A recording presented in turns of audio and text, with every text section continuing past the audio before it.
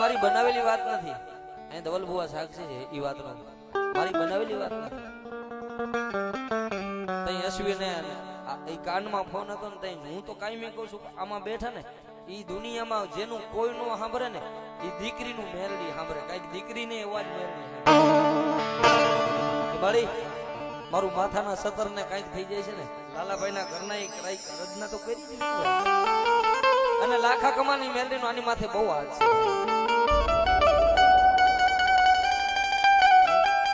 અને દીદી અશ્વિનિયાના કાને ફોન હતો ને હાથમાંથી ફોન પડી ગયો, મારી મારો માળો ભેરાઈ જાય છે, મારો માળો મારી મેલડી મારી મેલડી.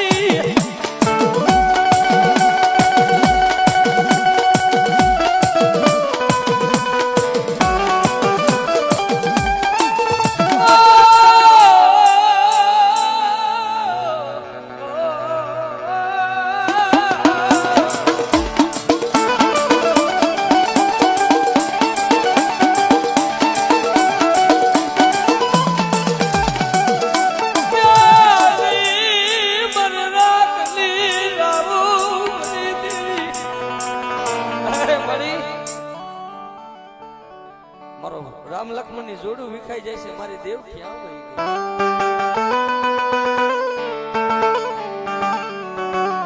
કે ભાઈ છે ને જમણો હાથ છે ભાઈ, જેની જોડું તૂટી ને એની કોક દી પૂછજો ભાઈ, જેનો મારો વિખાણો હોય ને આ ભૂલાને દારૂ કોણ આભરે આભરે.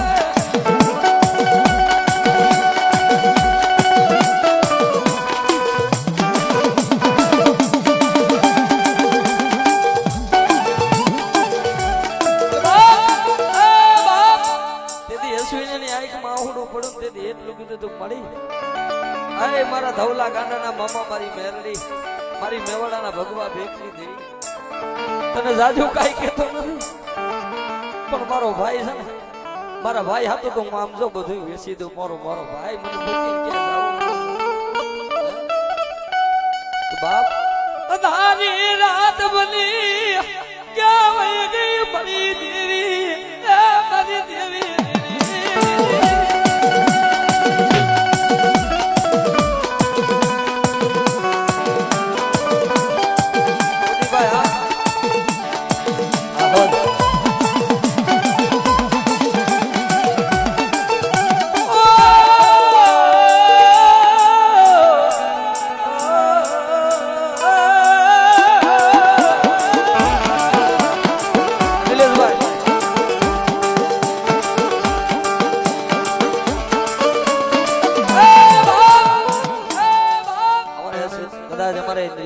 અમારે ભૌતિકભાઈ ને મોજ આવી ગઈ, પણ આમ જો હું કાયમી કહું છું નાયત પ્રત્યે મને બહુ ગર્વ છે. આ બધા કલાકાર એને મારો માથાનો તાજ છે. હરેશરાવર જીવે ત્યાં સુધી કોઈ દી કલાકાર પ્રત્યે કોઈ દી પાપ નહીં આવે ભાઈ. ભલામણ મારી ભગવતી મેરડી આવીની માટે ભૌતિકિયા દુનિયામાં એકલો સમજો એકલા પણ આવવા દઉં ને તો હું દુનિયાની માલિક તારી મેરડી.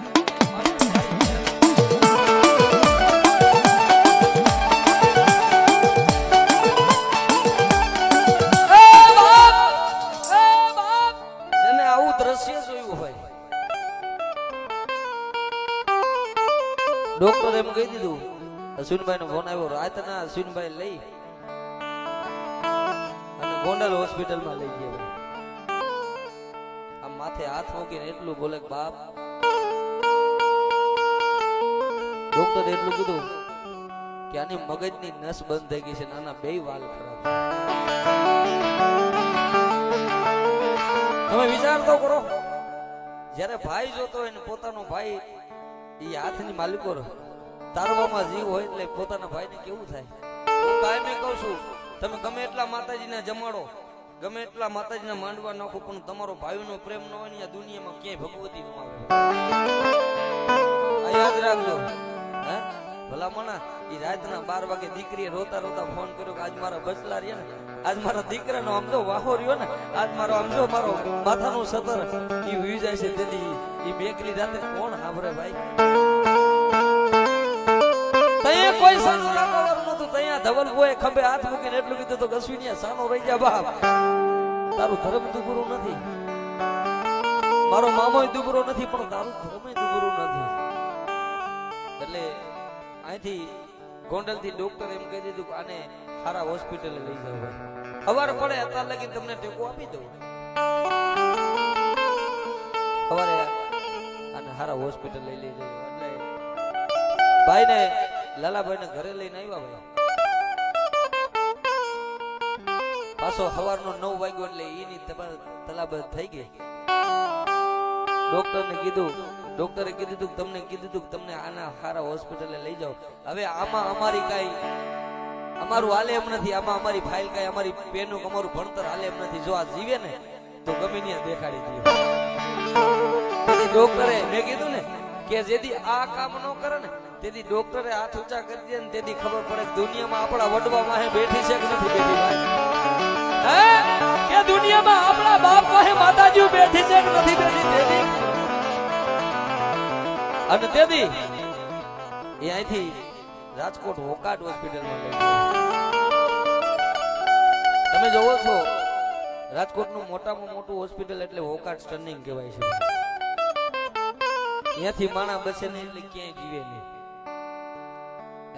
તેથી હોકાટ હોસ્પિટલમાં અમારા લાલાભાઈને શરીર જેવું શરીર નાકનું માલિકો મળ્યું. 9 રાત જાગ્યા. 9 રાત આંબુડા પડ્યા પણ કયા સાંભળે. આ તો પરીક્ષા કરતી હોય. અમારા લાલાભાઈ કીધું હરેશભાઈ મને વિશ્વાસ તૂટી ગયો તો મારા બાપની દેવ મારું મહાનની મેરડી મારી લાખા કમાની મેરડી તો મરી ગઈ પણ મારી દીકરીનું સાંભળવા વાળું દુનિયામાં મારા દીકરાનું સાંભળવા વાળું કોઈ નથી. એ મેઘલી રાત થઈ ગઈ. 9મી રાત થઈ તેથી અશ્વિને એટલું કીધું મારી ગમે એટલી પરીક્ષા કરી લે તારી માયા મુકાય છે તારી માયા.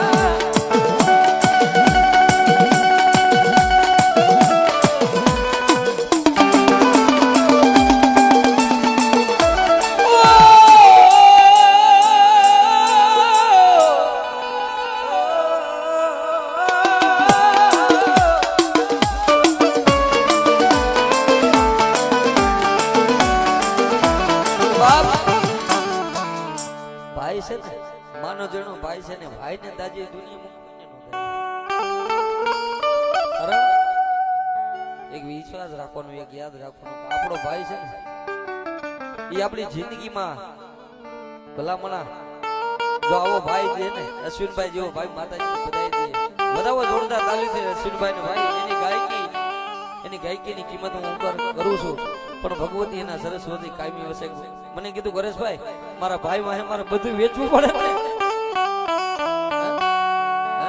તો મારા રાલ મતલબની જોડ વિખાવા ન દે તું બધું વેચી દે.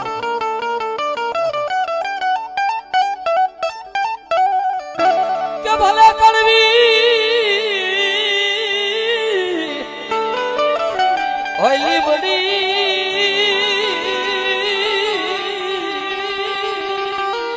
અને સિતારી પણ ભાયું વિનાનું મન બેકાર. અરે મન કડવું લાગે કાગડા મન કડવું. અરે બાપ જે લોહીનો નો હોય ને એ કોઈનો નો હોય. એ જે ભાઈઓના નો હોય ને કોઈના નો. જે લોહીનો નો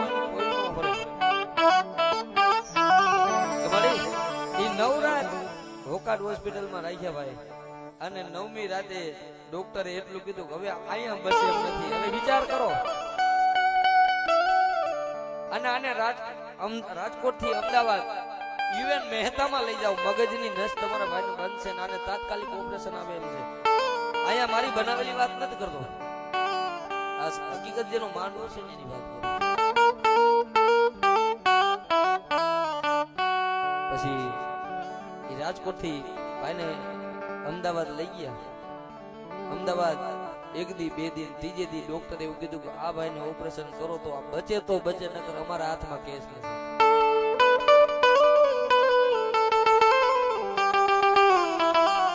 પણ બેખલી રાત થઈ ગઈ ને ભાઈ. કોઈ રોતા સના રાખ્યા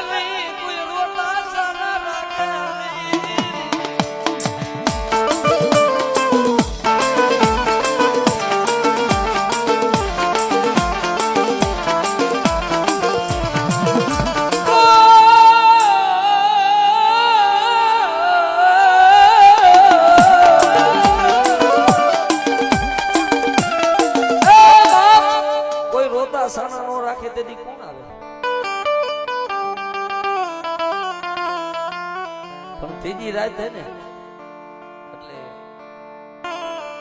રાતમાં 2 વાગ્યાનો ટકોરો થઈ ગયેલો.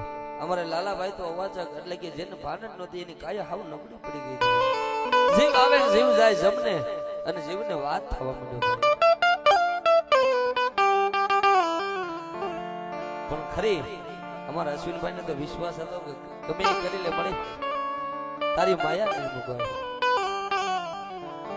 કારણ કે વિષય જેને કઈડો હોય ને એની વેદના તો એને જ ખબર હોય. બાકી બાજુમાં બેઠો હોય તો દાંત જ કાઢે ને ભાઈ. કારણ કે હોસ્પિટલમાં ટિફિન દેવા તો બધા આવે.